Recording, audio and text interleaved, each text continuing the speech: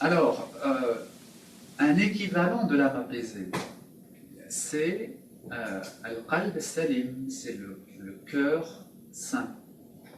Le cœur, c'est le contenant, c'est le réceptacle, c'est le vase, si vous voulez. Et l'âme et l'esprit, c'est le contenu, c'est ce qu'il y a à l'intérieur. Mais on peut parler du niveau spirituel d'une personne, soit à partir du contenant, le cœur, soit à partir du contenu, l'esprit et l'âme.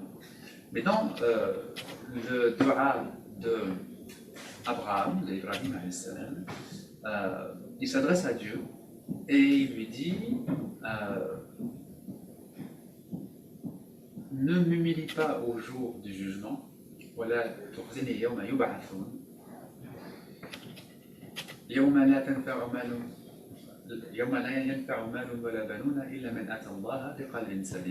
ne m'humilie pas le jour du jugement, le jour où ni les richesses de ce monde, ni le nombre des enfants ne sera d'aucun secours. Seul sera sauvé, seul sera sauvé celui qui viendra à Dieu avec un cœur saint. Donc on a encore cette affirmation, mais avec une autre formule. Dans la sourate al-Fajr, on parlait de l'âme apaisée, ici on parle du cœur saint, c'est la même chose. Mais c'est vu d'un point de vue un peu différent. Encore une fois, le cœur c'est le contenant, et l'âme c'est le contenu qui est à l'intérieur. Alors, à travers ce petit tableau qu'on vient de dresser ensemble, pour comprendre un peu mieux qu'est-ce que c'est que la vie spirituelle, on comprend donc qu'il y a en l'homme différents degrés. On a tous en nous la capacité de se situer dans notre zone inférieure, dans notre zone supérieure. On a tous en nous la capacité de descendre dans nos défauts, comme on a tous en nous la capacité de s'élever vers nos propres qualités. Tout va dépendre de notre intention, de notre sincérité, de notre bonne volonté, de notre volonté d'aller vers le bien.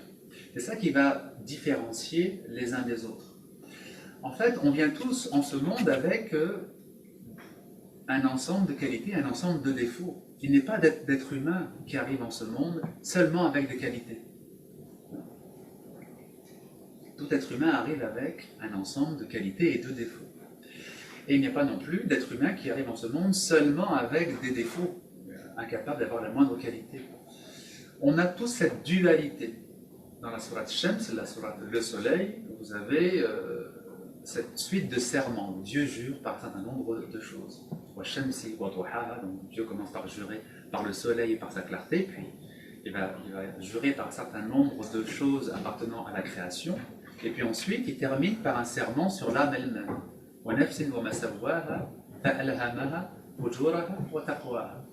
Par l'âme et par celui qui lui a donné son équilibre, il a inspiré à chacun, c'est-à-dire Dieu, sa part de piété, sa part de perversité. Al-fujur, c'est la perversité. C'est le fait de sortir de ce qui est convenable. Et taqwa, c'est la piété, c'est la crainte de Dieu, c'est la conformité à la volonté de Dieu. Dans cette sourate, donc, il nous est dit que toute âme a cette dualité en elle, le bien et le mal. L'imam al-Ghazali, que vous connaissez peut-être, qui est un des grands spécialistes de la spiritualité musulmane, qui est un de ceux qui a écrit, à mon avis, les pages les plus lumineuses vraiment sur la spiritualité en islam, dit que ce verset qui affirme que chaque être humain possède la dualité en lui, qui possède une part de bien et une part de mal, il devrait normalement susciter chez chacun la volonté de cheminer, la volonté d'avancer, la volonté de sortir de ses défauts et de laisser s'épanouir ses qualités. Et il se montre extrêmement étonné du fait que beaucoup de musulmans entendent ce verset et puis ça leur fait rien. En fait, on leur dit, vous avez en vous une part de perversité.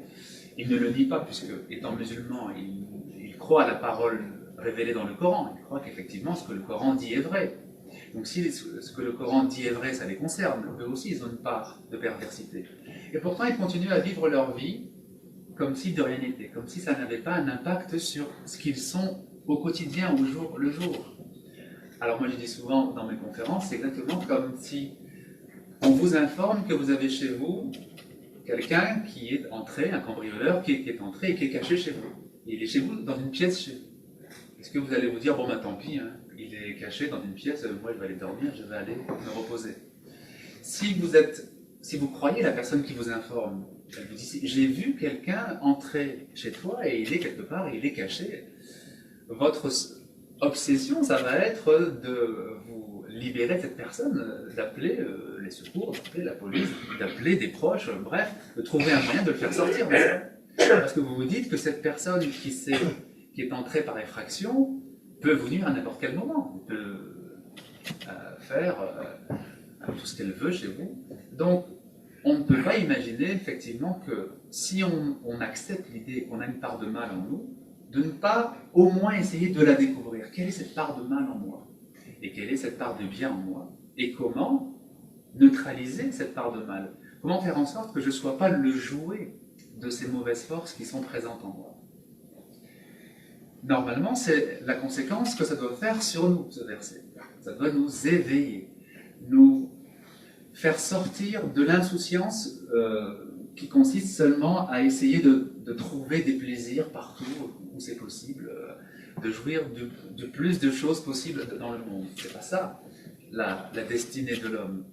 C'est d'apprendre d'abord à se connaître. Et ensuite, après, d'apprendre à connaître son Créateur, parce que ça va ensemble. On ne peut pas connaître son Créateur si on ne se connaît pas soi-même. Dit une sagesse spirituelle. Il faut, celui qui se connaît lui-même connaît son Seigneur, ou apprendra à connaître son Seigneur.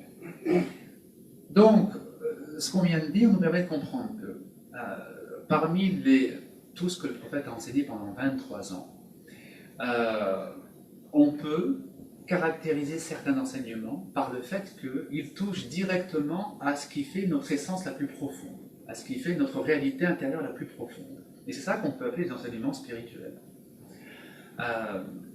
Il a aussi des enseignements, bien sûr, qui sont à la fois rituels et qui ont des conséquences spirituelles, bien sûr. Je veux dire, quand le prophète enseigne comment approfondir sa prière, comment développer le recueillement, la concentration dans la prière, bien sûr que ça peut avoir des conséquences spirituelles aussi. Hein.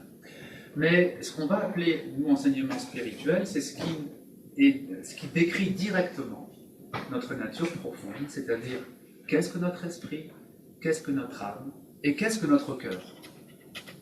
D'accord ? Et quand on a fait quand on a mis un peu de clarté dans ce domaine, tout de suite, ce que le Coran enseigne et ce que le prophète enseigne paraît tout de suite beaucoup plus clair et beaucoup plus, utilisable par nous. On arrive à comprendre comment utiliser ce qu'il nous a dit de manière beaucoup plus facile.